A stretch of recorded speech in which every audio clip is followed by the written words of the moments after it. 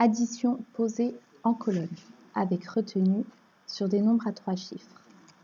185 plus 347. Je vais poser ce calcul en colonne.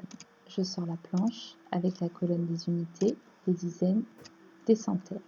Je commence à placer 185. Une centaine, 8 dizaines, 5 unités. En dessous, je place 347. 347, c'est 3 centaines, 4 dizaines, 7 unités. Je commence à calculer. Je rappelle, je commence toujours par les unités. 5 plus 7, ça fait 12.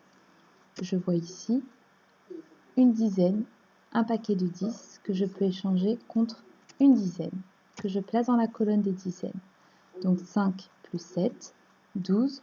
Je pose le 2, les deux unités, et je retiens une dizaine, la retenue, qui est ici. Je passe maintenant à la colonne des dizaines. Je vais calculer donc 8 plus 4 plus la retenue, ce qui fait 13. Ici, je vois apparaître un paquet de 10, un paquet de 10 dizaines. 10, 20, 30, 40, 50, 60, 70, 80, 90, 100. Je peux donc l'échanger contre une centaine que je viens placer dans la colonne des centaines. Donc 8 plus 4 plus 1, ça fait 13. Je vois bien ici mes 3 dizaines et ma retenue dans la colonne des centaines. Je termine en calculant les centaines. Ici, j'ai mes 3 centaines, une centaine, plus la nouvelle centaine en retenue, ce qui fait 5 centaines en tout. Donc 185 plus 347, c'est égal à 532. Voyons maintenant comment est-ce qu'on présente ça sur le cahier. Voici une page de cahier.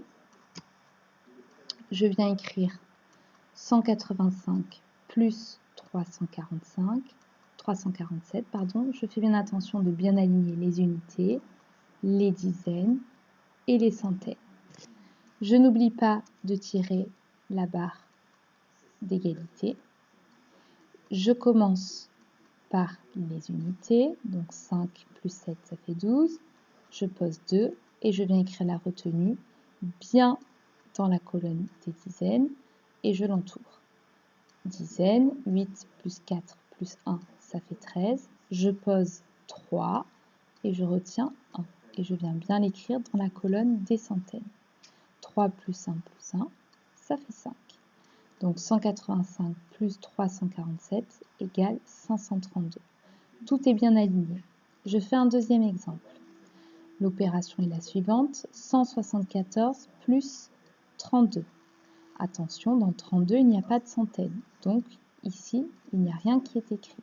Je fais attention de ne pas décaler les chiffres. Je n'oublie pas de tirer la barre d'égalité. Je commence bien par les unités. 4 plus 2, ça fait 6. Ici, il n'y a pas de retenue, pas de problème. Je viens bien écrire le 6 en dessous des unités. 7 plus 3, ça fait 10. 10, je pose le 0 et je viens placer la retenue dans la colonne des centaines. 1 plus la retenue, ça fait 2. 174 plus 32 égale 206. Donc je n'oublie pas, quand je pose une addition posée, à bien aligner les chiffres, les unités avec les unités, les dizaines avec les dizaines et les centaines. Je pense également à bien commencer toujours par calculer les unités, ensuite les dizaines et enfin les centaines. Et enfin, je n'oublie pas de compter les retenues. Quand je calcule, je n'oublie pas la 8 plus 4 plus 1. Je n'oublie pas de compter la retenue que j'ai rajoutée.